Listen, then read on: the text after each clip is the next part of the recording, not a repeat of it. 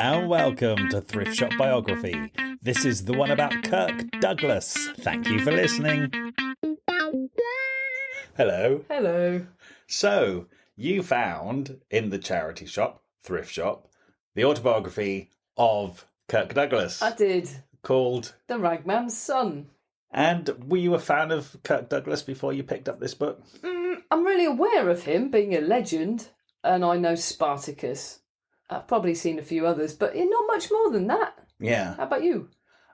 Same. He's just an old film star, obviously the era before I was born. Yeah. But yeah, I know Spartacus, 20,000 Leagues Under the Sea. Yeah. It's a bank holiday classic. Yeah. The attraction is, it's going to be packed full of Hollywood stories. Oh my God, I don't think... this is the book we've read so far with the most Hollywood name dropping, right? You're right. It's like anybody who's anybody is in this book. Yeah. Yeah. I loved it. They're either in it, they punched each other, or he's shagged them. He shagged them. He like shags everyone. Yeah. Also, a lot of people die. Yeah, that's like his little... He'll tell a story about someone, and then the last sentence is, "Oh, she killed herself, age 29." Or they died in a car crash, or they had a fatal overdose, or... Do you know what? I kind of get the impression he's just a bit of an old gossip. Yeah, He loves dropping the names, and he loves a scandal. Yeah. Yeah. So, we should start. Oh, so let's start.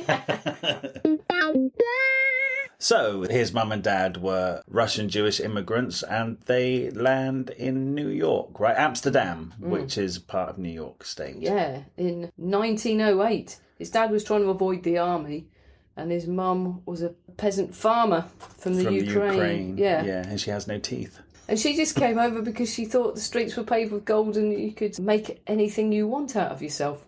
Well, it worked for her son. She's pretty pleased when that happened. Yeah, it did though. We should also say that he has 6 sisters. So he's the only son. His dad's a bit useless, really, isn't he? He's not a good provider. He isn't. He spends most of his money in the pubs. He's drinking and fighting. And gambling. And that's with the pittance he's earning as a ragman. So the kids don't really get the benefit of their dad's money. Because of that, little Kirk, who isn't Kirk yet, he's Issa, spends all of his time with his sisters and his mum. And there is a point in their childhood where they all move to another house and leave his dad alone because he won't go. Oh, yes. And he says then he felt completely emasculated because he's completely surrounded by girls. And I wonder if that formed his behaviour. Oh, absolutely, because he just becomes such a stereotypical macho Exactly. man. But also at the same time, so disappointed in his own dad. And crying out for that father-son relationship his whole life. Yes. Really. Because he's actually very in touch with his feminine side, despite being very masculine. No, he is, and he's really drawn to things like poetry and the arts, which is unusual for a young working-class man back then. I feel really torn by that, because on paper I should really, really love this man. Yeah. I just don't like him. No. It's not what he says, it's what he does. Yeah. I almost feel through this book he does a lot of virtue signalling. He's saying, I support this cause, I'm down with these people, I do everything I can to make the world better for these people. But in his actions, I think he kind of does treat people terribly at times. I suspect that's true, and he's told us that. Yeah, he's told us all the times he's yelled at the doorman because he just was angry. He's very honest. If he was less honest, we'd probably like him more. So at least he's real. That's true, actually. Yeah, a lot of these books we read, people obviously put their best self forward, and we could be liking people who are shit. Yeah, and we sometimes Google people, like Joan Collins' son says she's actually a dreadful mother. She didn't put that in her book. Whereas he's actually said, I wasn't a great dad. He says he's honest. Mm-hmm. It's a very real portrait of a man, and it's packed full. Oh my God. If you're interested in Kirk Douglas, it's a Bible. Every single film it goes through how it was made, and it's really interesting. It'd be a lot better if you knew the films. It's still really interesting. No, it is, and I really appreciate the fact that he wrote his autobiography and he did it's a proper autobiography. It really is, actually. It's like the Jane Fonda one. Yeah, it's like 500 pages long, and it took them years and years and years to write. Yes. And it's funny because he kind of winds it down. He says he's just turned 70 and feels really old now, and he's accepting it. He's got a pacemaker. And we know that he lived till he was 103. Yeah, I know, That's 33 more years. Yeah. That's longer than a lot of rock and roll people live. Yeah. He had to go. Like you said, if you're a Kirk Douglas fan, this is a Bible. But if you're just interested in the film industry and Hollywood, you should read this anyway, because like literally everybody else is in it. It is a great history of Hollywood. Yeah. Oh my God, okay, there's so many stories. Right, got to get through the beginning bit. Let's rattle through his poverty. When he was in Amsterdam, which is in New York State, but it's a world away from New York. Yeah. Loads of anti-Semitism. But it's just rife. Anti-Semitism is very, very real for this little boy growing up. And it's really interesting, his journey, because at that time, Jewish people couldn't get jobs. They literally wouldn't employ Jewish people. It was official anti-Semitism. That's why his dad had to be a ragman, because he couldn't get any work. And, the kids picked on him and all sorts of stuff happened. But the running theme of anti-Semitism is very interesting, because when he gets a bit older and he's a teenager and he goes to find work, he can't get any work with his name. So he changes his name to Dom Dempsey and suddenly gets work. Like the next job he goes to, he gets work with an American name. Yeah. Because, of course, he's grown up as an American. He's got an American accent. As soon as he changes his name, even then, and then later Kirk Douglas, he's an invisible Jew, and then he gets to hear anti-Semitism, secretly hear everybody's inner thoughts when they don't know who they're talking to. Yeah. And it's really fascinating. It is, but every time that happens, it just chips away at his soul. As he gets older and he's more confident in the situation, he'll reveal himself as a Jew and really put that person in their place. And that's where that's some of his anger. Yeah, it's very real. It really is. It's a huge part of his life. When he had his bar mitzvah and he was 13, he had managed to save $313. Well, do you know what? I found this quite unbelievable. That's 1929 with all of his odd jobs. I find it quite unbelievable. Do you? $300 in 1939 is a small fortune, right? His family lived in poverty. It's kind of like, if you had that much money, wouldn't you be providing for your family? Well, because he said it was his college fund, right? Yes. And I find it really weird that like a 11, 12-year-old boy, when he began saving that, this is my college fund. Really? Yeah, he wanted to get out of there. He was really ambitious. He wanted to get out. He wanted to be an actor and he wanted to get out. I think, as usual, I believe what I read. And I call bullshit on so much stuff. But then he talked about having jobs where he was taking cans of drink, wasn't he, to the factories? Yeah. And selling them at a profit. And he was doing so well that eventually some other larger company moved in and went inside the factory, so that scuppered him. So he was a bit Alan Sugar. He was getting some... He certainly quite an entrepreneur was. And stuff. So it doesn't surprise me that he managed to save. He talks about it a lot. It really hurt him because his dad borrowed it. His dad talked him into borrowing it and then frittered it away because he put it on some investment that went wrong. And that crops up because even when his dad's on his deathbed, he's still bitter about that money. Yeah. He's still bitter. So he can't have made it up if he is still bitter about it on his dad's deathbed. An imaginary loan. Can he? Loan. Who knows? I tell you this, it's very selfish of him to have saved all that money and not helped his family, but I imagine he gave a bit to his mum. Maybe he made so much. He does say exactly. that him and his sisters chipped in to buy his mum a new set of teeth. Yeah, exactly. But don't forget how much Alan Sugar made with being an entrepreneur, even at a kid age. Mm-hmm. If you're good, and he obviously is such a fighter. The one thing I get about Kirk Douglas, as we see in lots of these autobiographies, they just seem to have a different level of energy to most people. Yeah, definitely. They don't stop. They're just on it all the time. Kirk Douglas, I think, is a shining example of that. If he's not working, he's fighting or he's shagging. He's literally, if he's not sleeping, he's on it. Yeah. Absolutely. So actually, perhaps he could have earned $300 by the age of... Yeah. Anyway, his dad lost it all. He's pretty mad about that. Yeah. So then he goes to high school and he develops a love of the arts, which seems to come from nowhere. Mm-hmm. You know, he likes poetry. And then there's this teacher, Louise Livingston, who kind of takes a shine to him, really. And she takes him under her wing and they're reading poetry together. And then things develop. I mean, at the age of 14. 14, his teacher seduces him. A grown woman. She's widowed, right? With a son who's 5 years older than Kirk. Yeah. I almost found this unbelievable because he says that she would take him for extracurricular activities. In a room, she was in a house share with 5 other teachers. Now, why would she take that risk? That is mad, isn't it? Anyway, he went there He said that she stripped off and he saw her big hairy bush, and that's not me making a joke, that's in the book. Yeah. And he ran. And he ran out of there and he thought of nothing else. He couldn't get it off his mind. Yeah. And then he went back and they just developed this sexual relationship. Yeah. Interestingly, he kept her in his life for years to come. To her death. Yeah. I mean, he looked after her. He would give her, would provide for her, actually. He says they loved each other. It was actual love. Well... Now, if you switch sexes, we'd be outraged. You would definitely be using the P word. I am outraged at this. I think that woman overstepped She's a the mark. paedophile. You should be saying that. And I should you haven't given me a chance to say it yet. That teacher's a paedophile. Yes. There you go. Now we're in our usual situation.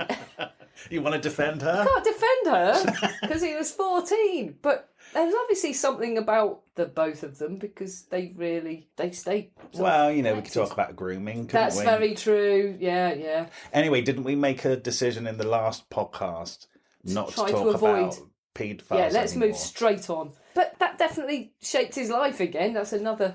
It was a defining relationship to the fact where this woman comes up in this book a lot, actually. She does. Yeah.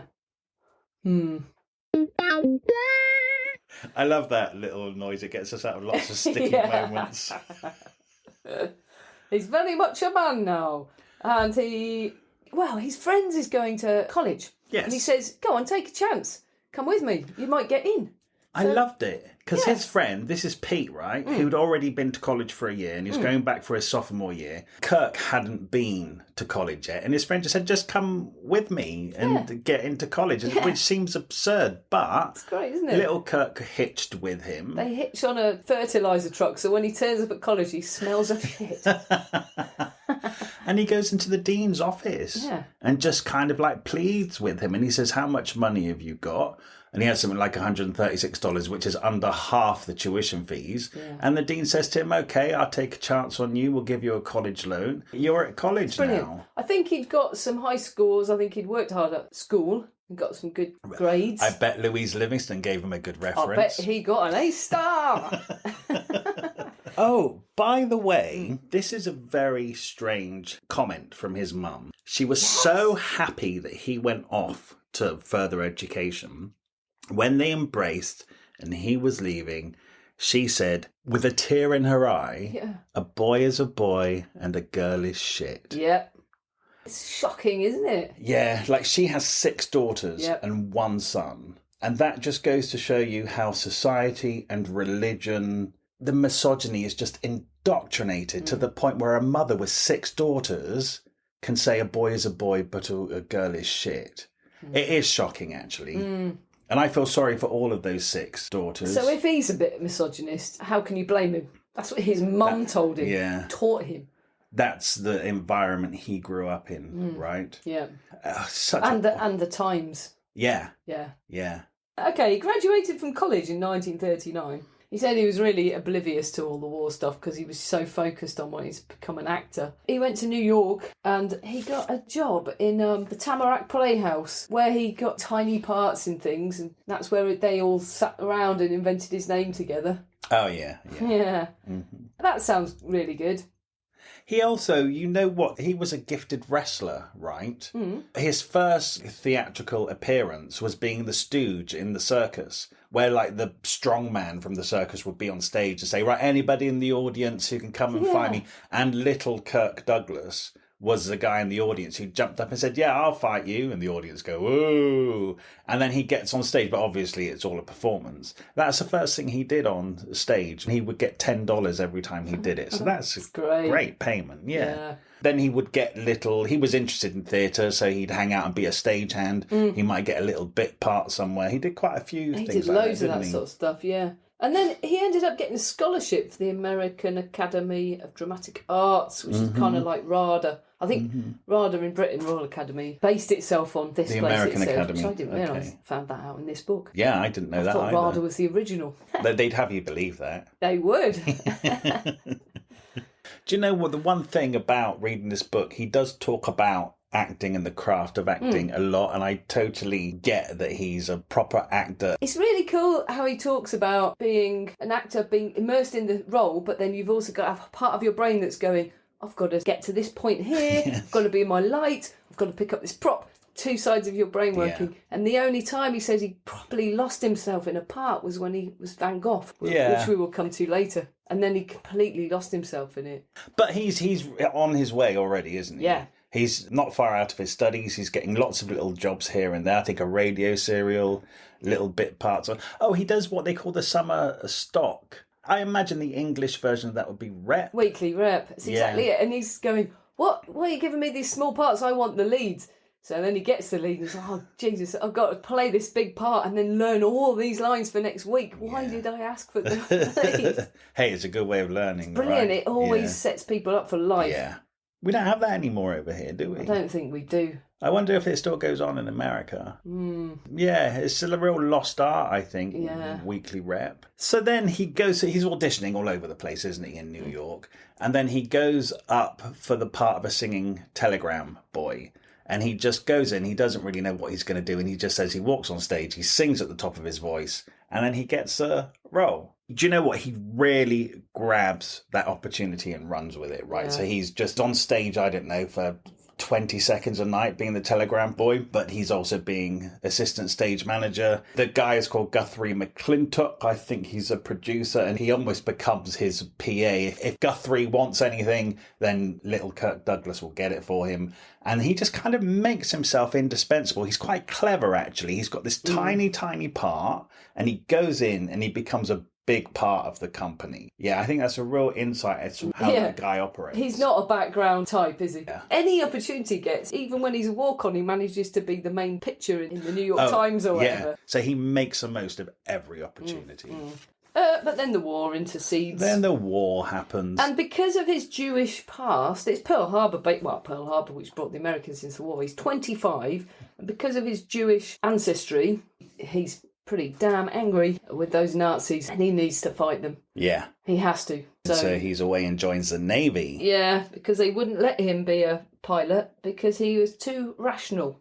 And his mind was too rational. They needed him to think more instinctively. So yeah, he joins the Navy. What a farce! I know. It's absolutely kind of hilarious if it wasn't that they're putting a lot of people's lives at risk. They are utterly incompetent.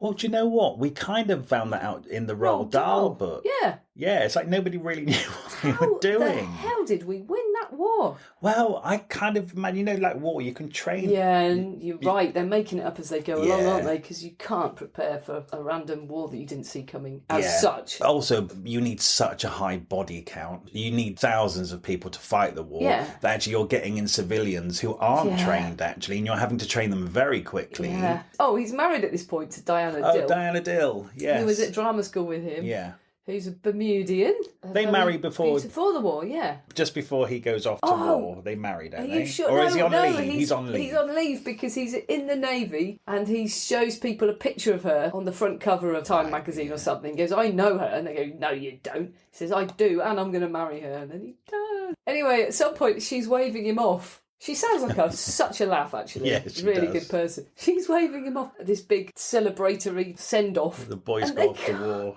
The whole Navy boat, they can't even steer it out of port. They're bashing into the boat in front, bashing into the boat behind, bashing into the wall. Oh no, it says the boat behind partially sinks. Oh my God. Like complete farce. How did we ever win the war? Oh my God. And it gets worse because ultimately they blew themselves up.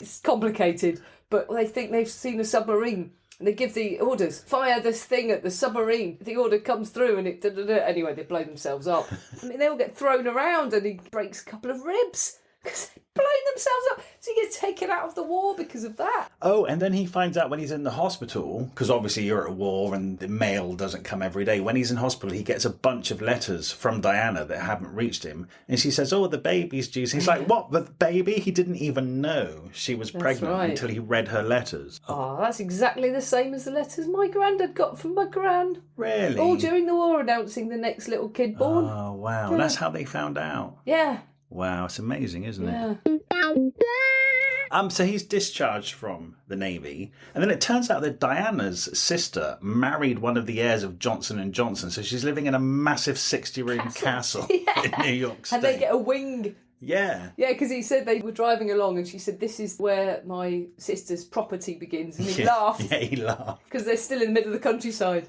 That's bizarre. A wing of a castle, yeah. So they're living in a castle. And at that point, he's had no high life. The little house he grew up in, he said they built a wall around the house that they each year used to fill with the manure from the horse as insulation. Mm-hmm. So it's literally a little house with shit all around it to a castle. Yeah, because as he pulls away from that place for the last time, he goes, imagine trying to build a wall of shit around that place. So he's back near New York City, and he's going for auditions. And then he gets a job. Richard Widmark drops out of a play on Broadway called Kiss and Tell, and then he gets that. Yeah, that's his only successful Broadway show.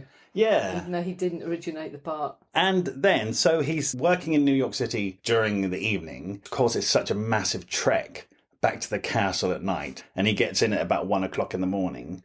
But then Diana goes into labour and they have their little baby, their firstborn, who is... Michael Douglas! Michael Douglas, star of the silver screen himself. Yeah. And then so because of the trek between the castle and Broadway, they get a little apartment in Greenwich Village, and that's where they all happily live. Diana, Kirk and baby Michael. Yes. But yeah, the inevitable rifts start, the arguments start. Diana goes back to Bermuda for a while. He goes to LA. Oh, yeah, because Lauren Bacall. We haven't mentioned her yet. That's right. He's really good mates with her from drama school. She was a bit younger and a really good friend to him. Yeah. And so she sees him getting little bits of work on Broadway and stuff, and she recommends him for a film with Barbara Stanwyck. Which is what got him to Hollywood. Which, of course, is the other side of the country, to his wife and little Michael. I can imagine she's getting fed up and she goes back to Bermuda to be with her family. She's an actress and a model at that point, and she carries on working as well. Diana Dill's dad was the Attorney General of Bermuda, real old Bermudian family. And I know of them. Do you? Yes, because I've worked there a bit. Mm-hmm. And they're a really well-known family, old Bermuda. Doesn't Michael Douglas live there now? He did for many years because her family had a lot of land there. Yeah, she lived there a long time. Lots of people I know the family. And then they built a restaurant there and they lived there and they brought Michael and Catherine Zeta-Jones brought up their kids there. You've met them. I've just remembered you met them. Yeah, because they were the president, what do you call it? The honorary governors or whatever of our shows. Wow. And how were they? Absolutely lovely. I was absolutely in awe of meeting both of them. I was absolutely in awe of it. It was brilliant. But they're really normal people around Bermuda. Everybody knows them. They play golf. The kids are at the school. They just drive a little car around, mingle with everybody. Oh, that's nice. So Diana Dill, a Bermudian, then her family completely continue to live there. Yeah. It's a really good island because it's like they say, when they get famous, they get pursued by all the paparazzi. When you go to Bermuda, there's none of that. Yeah. Everyone can just be normal. Nobody follows anybody anywhere. Mm-hmm. So he's in Hollywood. Yeah. And he's getting little roles in films. Oh, he's beginning to date Hollywood women. So his poor wife with the little baby who's stuck in New York, going back to Bermuda, whilst Kirk's in Hollywood just dating. Sleeping with every single co-star. But you know what? He goes out with that gorgeous German girl and she takes him to a party. There are lots of big stars there, so he's a bit taken aback. Henry Fonda, James Stewart. And then this German girl says to him at one point, oh, will you just wait here for me? I'm just going to the toilet. And she never comes back. And he waits until literally another hour for her. Because they've gone in her car, right? And he waits, she just doesn't come back. And then eventually, I think one of the waiters, he says, oh, have you seen this girl I came with? And she's like, she left with Henry Fonda and James Stewart an hour ago. So he's really humiliated. Yeah, it really upsets him. Years later, he's working with Henry Fonda and he can't get it out of his mind. That he's like, why didn't they just say? Why didn't she just say, I'm going to go home with him? Why didn't she leave me like that? He can't. He said, I'm talking to him. I like the man, but I can't get it out of my head. And do you know what? I kind of don't care that happened to him because I think he treats women terribly. That's exactly what I thought. I bet he's done that to a million other people. Yeah, of course he has. So he gets a good start in Hollywood, but the film roles aren't forthcoming. So he goes back to New York to get into plays and stuff. And then he goes back to Hollywood. So there's a lot of flitting about. Yeah, there's a lot of plays, there's a lot of films. I love that he lost out on a lead role in a play, and he really, really wanted it. And he goes to watch the play and he says, this actor's rubbish. rubbish. Why on earth did they choose me over him? Like for the first 2 acts, this actor's just mumbling. Turns out it was Marlon Brando. I love that this book actually really captures Marlon Brando, Burt Lancaster. Yeah. A lot of really famous names, Lauren Bacall, at the beginning of their careers. It's true. Yeah. Oh my God, as well, he went for a part in a musical, and he's not a musical. On the bloody town! And got it. And it was the part that Gene Kelly played in the film, so it's one of the main parts. Mm-hmm. But this is the stage version.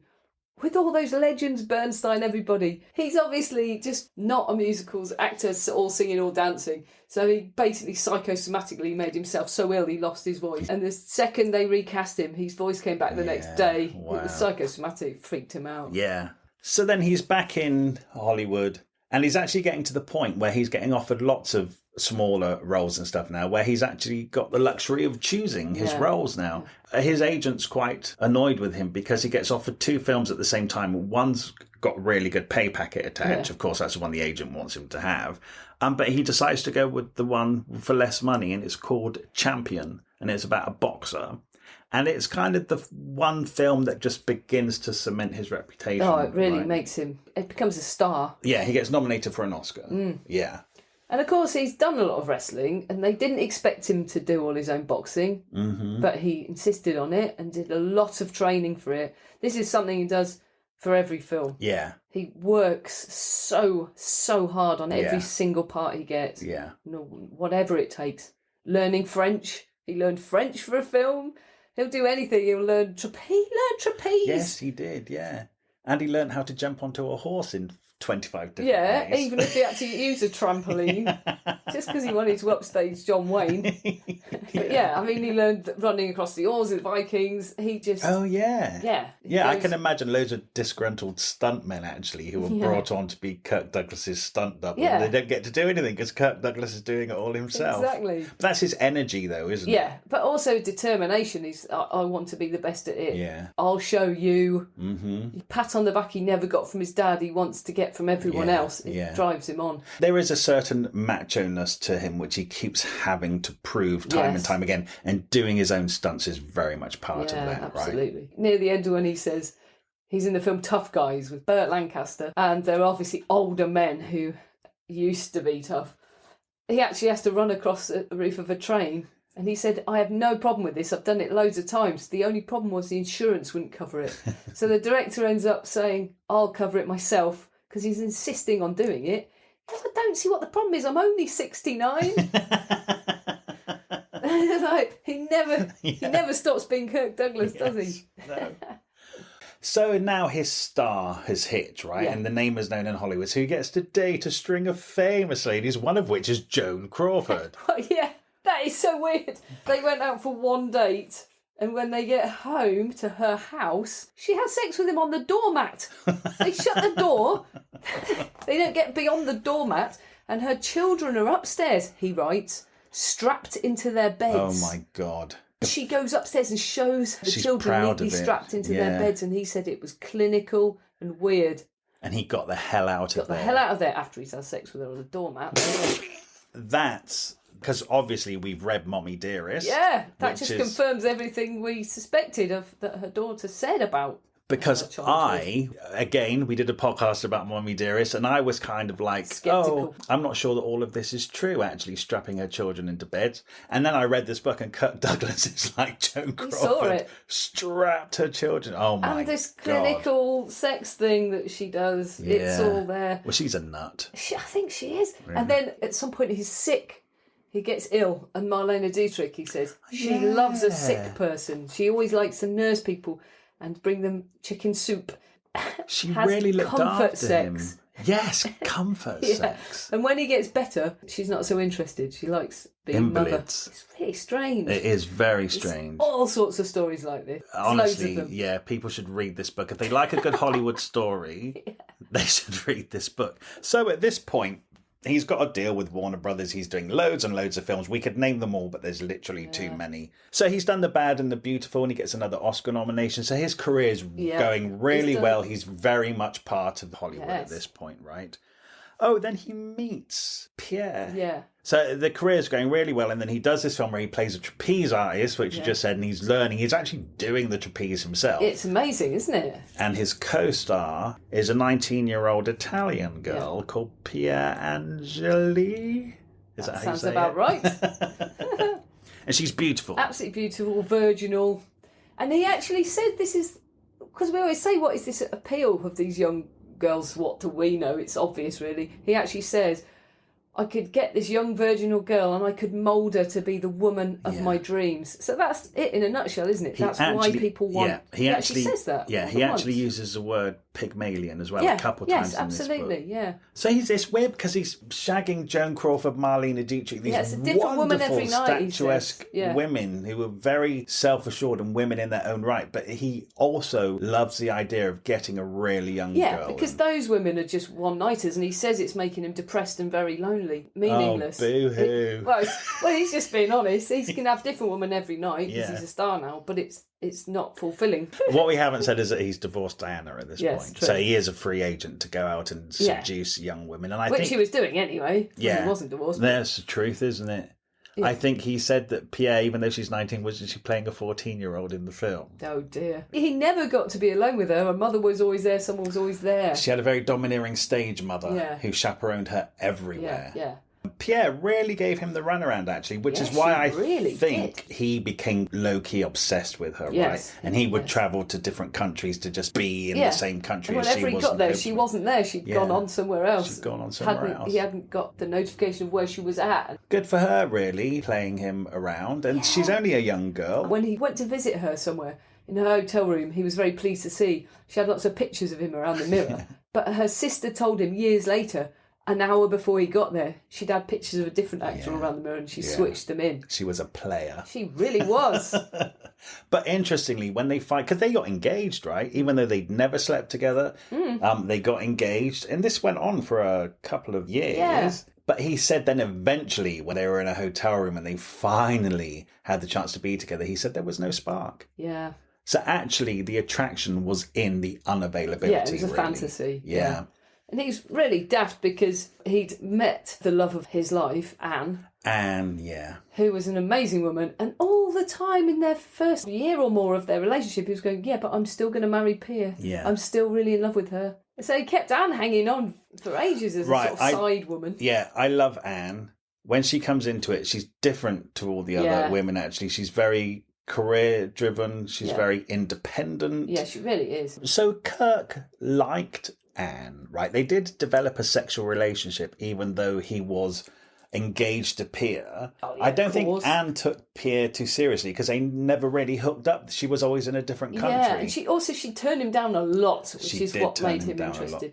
And he says that he'd had to drop his chatting up act because she kept saying no, so he'd had to drop that act and just talk to her normally. Yeah. And that's when she started seeing him as a person she could maybe go out with instead of just this schmoozy actor. Yeah. I can relate to this. Because being chatted up is really boring, but getting to know a person for real is real, isn't it? Yeah, he let her in, basically. And vice versa. Yeah. So then after a year of that, because she would work on his films, right? Yeah. She would do PR and stuff. So she was around to say whatever country he was in, Anne would be there as well working on the film. They did develop a really nice friendship with benefits. And he had a lot of respect for her, which is very important, which grew all the time. But then Kirk says to her about a year in, do you know what? I'm really in love with Pierre. We're going to get married. And Anne's like, right, because he'd seen a picture of her again on a magazine. He's absolutely delusional. Yeah. So then Anne says, okay, well, I thought this was going somewhere else. And she left. Yeah. No, she's left. They've separated. And then she throws a surprise party for him. Oh, this is a masterstroke. He had no idea. They're not going out with each other. He turns up at this surprise party. Surprise! I can't believe it. He looks around the room, and the more he focuses, he realises it's every single woman he's ever slept with. Almost ever. Yes. And everybody from people everyone knows he slept with to people on work experience. People like that who he thought he'd been really discreet with. All of them. Anne knew. She rounded them all up. She knew all of it. How did she know? She knew all of it. And he's like, you can never fool a woman. A real lesson. That's hilarious. And they're all in the room.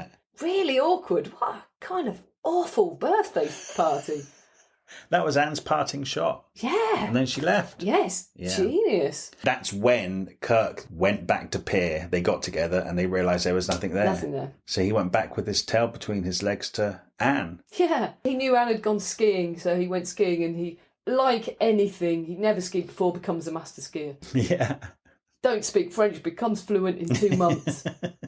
He is unbelievable. So we're rattling along, and then he does 20,000 Leagues Under the Sea, which is a massive Disney hit. Oh, he's done Ulysses as well. That was around that time. He did Ulysses in Rome. That's when he was chasing Pier around. And then him and Anne got married. That's right. That happened. But we know now that Anne stayed with him for the rest of their lives, right? That's right. You know, we talk a lot about reading these books and how women marry rock stars and then a year in, they get very frustrated that they're never at home and they may be sleeping with people on the road and stuff. And it's kind of like, hang on, you married that rock star. You knew everything about that. Absolutely knew who she was marrying by that point. And she accepted it. She did accept it. And they had 2 kids and she was lovely as well. Yeah. Diana Dill was coming with the original 2 kids and they remained friends, Diana and Kirk. I totally get from this book and the way Kirk talks about her that Anne is kind of like the best woman in the world. Yeah. But I like that even though he's going off and he's shagging people left, right and centre and basically being a terrible husband, he knows she's an amazing wife. Yeah. An amazing partner. Interesting. He never mentions anybody else after they got married. I very much doubt he was faithful to her, but he never writes about it in the book. Okay. No, good team. They were a good team. So he starts his production company and names it after his mum, Bryna. And he starts producing loads of films as well and looking out for lots of different projects. And also at this time, the film Lust for Life comes out where he plays celebrated artist Van Gogh. Which he thinks is pretty much the best thing he's ever done. Yeah. Have you seen it? Yeah, I've seen it. I know you're a big Van Gogh fan. Yeah, I think Kirk Douglas plays him very well and he plays him very American. Oh, right. I think they used to do that a lot back in the day, obviously. It would be distracting. It would be really annoying. But actually, no, he's fluent in French. Yeah. Even though Van Gogh's Dutch. Yeah, it would be a bit annoying having a Dutch accent. Yeah. I saw that so many years ago, and it is quite harrowing, and you do see all his torment. It really comes across. It's very vivid. It is a really good film. It's a good performance. He was nominated for an Oscar for it, and he thought, this is it, 3rd time lucky. Yeah. I'm going to win the Oscar. Yul Brynner gets it for The King and I. Yeah, they're real rivals, aren't they, those two?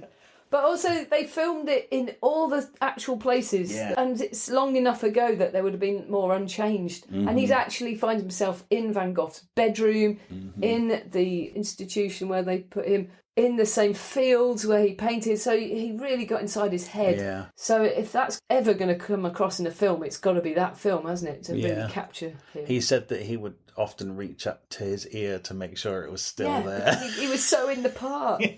Yeah. It's amazing. Yeah. No, it's a very good performance for what it is and what they intended to do. Yeah, it's really, really good. Really brought him to life. So after doing Lust for Life, John Wayne watched it and he comes up to Kirk Douglas afterwards and says, "What are you doing? There's not many of us left. We got to play strong, tough characters, not these weak queers." Yeah, right. And Kirk thought he was joking, and he wasn't joking. He was actually angry. Oh, John Wayne's a dickhead. You know what? He does sound a bit like a dickhead.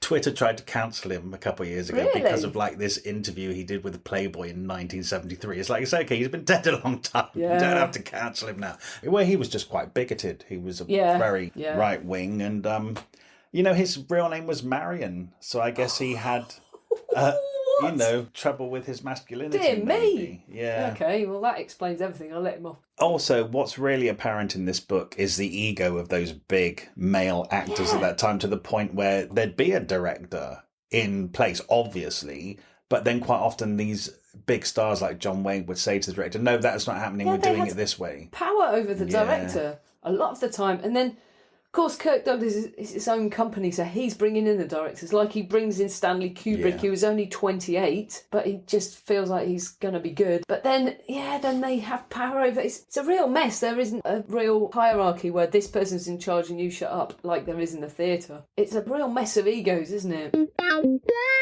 You know, we should talk about Kirk Douglas's best friend, who was also his business manager, his lawyer, and his agent. And a father figure. Yes. Which is the bigger tragedy, really. Sam Norton. So he's been with Kirk a long time. And you're right, actually. It didn't occur to me that he was very much a father figure. And he really looked after him. And Kirk totally took him for granted. And if Kirk needed money for anything, Sam would give it to him. Yeah.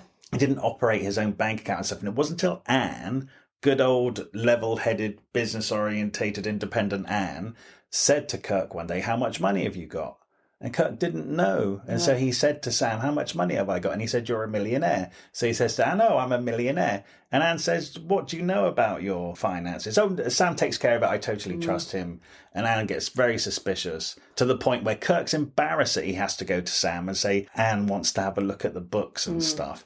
Anyway, she uncovers it all. He's been massively ripping him off. Yeah, and he said to the point where it was damaging his marriage because he was mistrusting Anne, thinking Anne was after his money. And it wasn't, it was the other way around.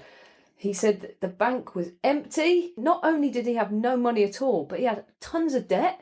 With the his tax office. hadn't been paid. Yeah. And he managed to have signed away a lot of money for his future films that hadn't even made. Absolute utter disaster. Yeah. It's amazing they didn't send him to prison. Yeah. He should have. When he talks about it in this book, he also says that other people of that time were also ripped off in a similar way, like Doris Day. Yeah. It's bad. It's really, really bad. It really broke him emotionally to know. Of course, that trust, somebody he'd known for years, was ripping him off all along the way. Yeah. But he said that Vikings, which was his next film, was such a massive hit. He paid off all the debts in that one go. So yeah, The Vikings is a big hit, and luckily, because he needed that money at that time. And then that inspires him to bring the story of Spartacus to the screen. But also, what's happening at the same time is that Yul Brynner is also trying to bring a big film to the screen called The Gladiators, which involves the story of Spartacus. By the way, I didn't know that. You didn't know what? I was like, why can't they make both films? And then it says Spartacus is the main character in The Gladiators. Yeah. I didn't know that. I've never actually seen The Gladiators. So it was like a Hollywood war. Yeah, so Spartacus won. But it was through Spartacus. They had the Hollywood blacklist because of the communisms. And actually it's people like John Wayne and Gary Cooper and Ronald Reagan who really clubbed together and demonized a lot of the Jewish people and the communists. Yeah. And actually 10 of them got sent to prison. And they were called the Unfriendly 10, one of which was Dalton Trumbo. They were blacklisted. They couldn't get work in Hollywood. They were getting work in Hollywood on working under different names. Yeah. Oh, God, the whole thing is just... madness. Yeah. But it was very real at that time. Anyway, Kirk Douglas needed a script for Spartacus, and he needed it quickly because Yul Brynner was getting this other film made. They wanted to kind of get there first. And he said, I know Dalton Trumbo can write scripts really quickly. Good and fast, yeah. And so he employed him under a different name. And it even got to the point where Stanley Kubrick came on as director. They were all discussing it, saying, we need a name for Dalton Trumbo's script. And Stanley Kubrick said, well, tell them I wrote it. Yeah, and that killed Stanley Kubrick to Kirk Douglas. He was dead to him after that. Yeah, he thought he it was would disgusting. take credit. Yeah. It is really bad, isn't it? Yeah. But Stanley Kubrick then went around slagging off Kirk Douglas, so it was a chance to get a dig in this book, wasn't it? I do kind of get the impression this book is quite a lot of Kirk Douglas getting little digs in at people. Totally. Right?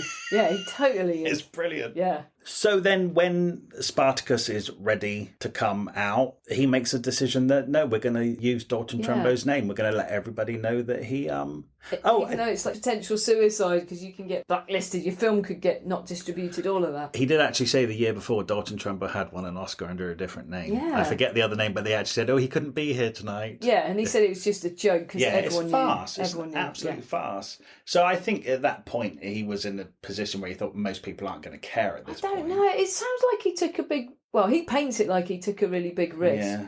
And he gave this man his name back and his identity back. And then, who was it? Otto Preminger. Yes. He announced straight after that, I'm using him for my film too. And basically the blacklist was broken. And Kirk did it. Good on him. Good on him. But he's very political. He is. And he's a fighter, so he fought for them. Yeah. And again, going back to all the anti-Semitism and stuff that he experienced at a young age. Exactly. He's fighting for the underdog. Yeah, definitely. Yeah. It's good. So look, more films rattling on through all these big hit films. And of course, he's just the biggest star in the world at this point. And then he reads a book by Ken Kesey called One Flew Over the Cuckoo's Nest. And he thought, oh, I'd love to option this book and turn it into a play and a film. Because he loves the central character, McMurphy, and he sees that he can play that role himself. And so, cut a long story short, they get it on Broadway. And Kirk Douglas is McMurphy. Everyone's having a great time. He loves it, and the critics absolutely pan him. And I forget who it is, but it's another actor who says to him, if you start off on Broadway and then go to Hollywood, when you've come back to Broadway, your first play, everybody pans it. Because they need to put you in your place. He said, your second play will be all right. But it's a shame that the first play was this big project he's been dying to do. And he spent the next 10 years trying to have it made into a film, which eventually Michael Douglas made into a film. But he's not in it, is he? No, he's not in it. He produces it. He gets Jack Nicholson to play. Well, that's the thing. Michael finally gets the project going, and this role that Kirk Douglas is just desperate to play and always thought he would play on film, the film starts filming and they've asked somebody else to play. Yeah, they say he's too old. They said that he's too old. It's interesting though, because he obviously owns the film rights anyway, so he said he made a packet of it because it was such a massive hit. But they say he's too old, but I wonder. I was reading between the lines there because I was thinking, he talks about how Jack Nicholson decided to play it very differently. He played it like he was crazy, whereas, he says, I was going for, it was more in his head and he was actually all in control and blah, blah, blah. And I was thinking, I wonder if Michael Douglas actually just saw it differently than he saw it. Okay. And chose Jack Nicholson on purpose to play it differently because his kind of crazy approach was genius. And I'm wondering if it was an artistic decision, but they said he was too old to get him out. And maybe it would have been a bigger hit on Broadway if they'd have played it that way. It's entirely possible. Because it's set in a madhouse, you kind of want a mad feel. Yeah. Well, all I've ever seen it is play Jack Nicholson's way. And I've seen it on the stage. Oh, and it's so iconic you could never get that out of your head. No, but it does make me wonder if it was actually just a better artistic choice. Yeah, and who's to say that if Kirk Douglas had gone ahead and played it in the film, it just might not be that iconic film now. Exactly. Yeah. But he's not over it, is he? Poor Kirk. No, it's his most bitter thing of his whole life. He says it's like, as a film, it probably made him more money than all the films he's actually been in. Yeah. But he said he'd give every penny back if he could play that role. Yeah. Oh, well. Sorry, Kirk. I think Jack nailed it. I wonder how Kirk Douglas and Michael Douglas reconciled that. Because, Kirk Douglas has not got over it. No. And that essentially was his son's decision not to cast him. Yeah. Wow. Harsh, isn't it? Yeah, it is, actually. By the way, we have not mentioned... well, we have, but Anne had 2 children, and then he had a vasectomy. Woohoo! Finally, someone's done something sensible. Good. Good on him. Says, I've had enough kids now, I'm going to have a vasectomy. Good. Yeah, only so he could go around shagging loads more women and not get any trouble. Yeah, but good. Trouble. That's still good. You'd neuter a dog. Shall we briefly skim over that he went game hunting in Africa? I hated that. No, it's dreadful. This is his macho thing that he needs to fulfill all the time. He got a massive kick, an adrenaline kick out of killing leopards. He's really enjoying it, this big list. And he was about to shoot an elephant in the brain out of a big herd of elephants. He's going to take an elephant down. He's about to pull the trigger, and the bloke went, no, if you kill them, we'll get stampeded to death. Oh, it wasn't even a humanitarian thing. Yeah. He says a year later he developed a conscience. You know how I like to do my text analysis? I do think that he virtue signals a lot in this book.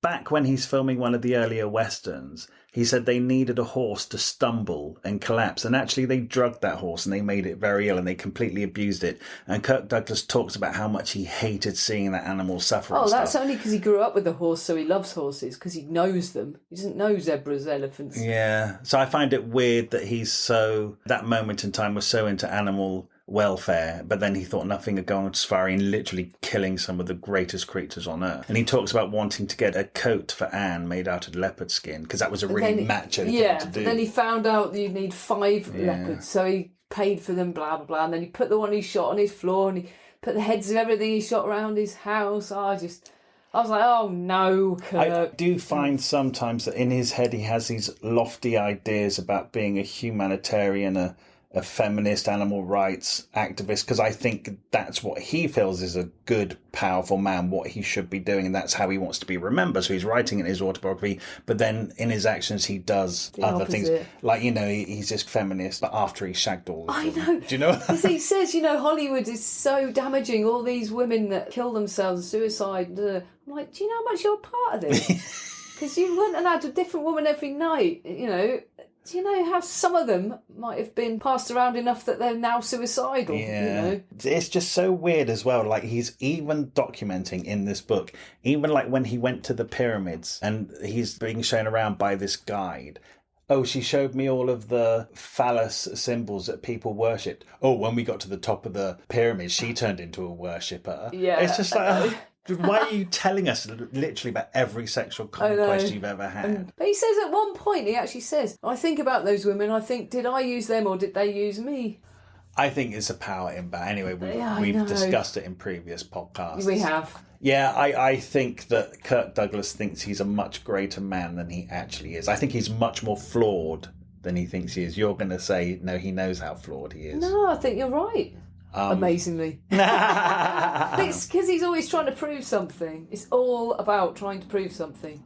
And right at the end of the book he says, I never got that pat on the back from his dad. Why don't you pat yourself on the back then? It's time to pat yourself on the back. You've done well. You've proved to your sisters you're a man. You're not emasculated. You've proved to your dad you're a man. You've done all your own stunts. You've proved to everyone you've made something of yourself. You're not only literate, but you can learn languages, you can learn skills. You're amazing. Pat yourself on the back. And then, so do you think this is why this book then, this book is convincing himself he's the best man who ever lived? And he's called it the Ragman's Son. Look what the Ragman's Son made of himself. Yeah.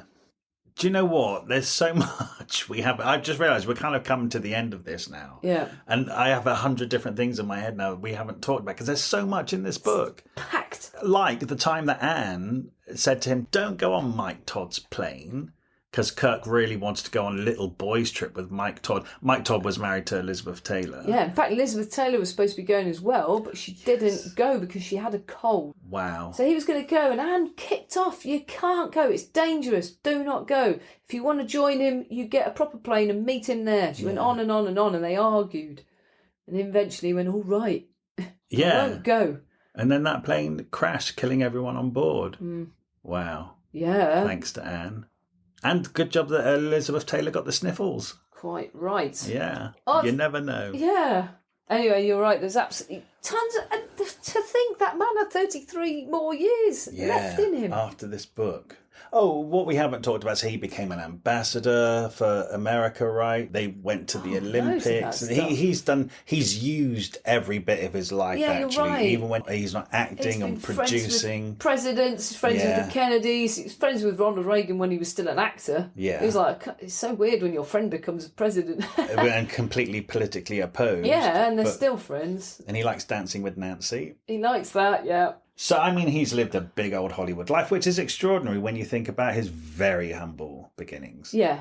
Who would have thought that little boy? Oh, I really love it. At some point, he goes to Paris and he began to cry because he couldn't believe he was in Paris. That's actually amazing. He always reverts back to that little kid who wondered if he'd ever get out of his town and saw the trains go by. Yeah. Wondered if he'd ever get on one. Yeah, it's one of those lives. It's so full. It's unbelievable. And again, to anyone listening, we've talked a fraction of this book. Yeah. Honestly, you'll get it for like £1 in a charity shop. There's so many Hollywood stories. It's really entertaining, isn't it? It really is, yeah. So I kind of figured out quite early that I didn't quite like Kirk Douglas, but it did not ruin my enjoyment of the book. Too. Because there's so much in there about everyone. It's not a dull moment. So anybody remotely interested in the film industry, from the 1950s right through to, because it goes into Michael a lot, doesn't it? Yeah. So he hired Danny DeVito, gave him his first job. Yeah, I love that. And then Danny DeVito and Michael really became great friends and were in loads of films together. Yeah. That's right. It's just brilliant Hollywood history. Yeah, it is. Yeah, I loved it. Yeah. Thank you so much for listening to this episode of Thrift Shop Biography. We love making this podcast and we're absolutely thrilled that so many of you are already listening. We're new to this and you could really help us out by leaving us a review somewhere, wherever you listen to this podcast. And if you could share us, tell your friends about us, or drop some links on social media. We have a Facebook page called Thrift Shop Biography, so make sure you come over there to hear about the episodes first and what else we're up to. Okay, see you next week. And if you're new here, there are loads more episodes now to go and listen in the back catalogue, so make sure you go and enjoy them. Okay, thank you very much.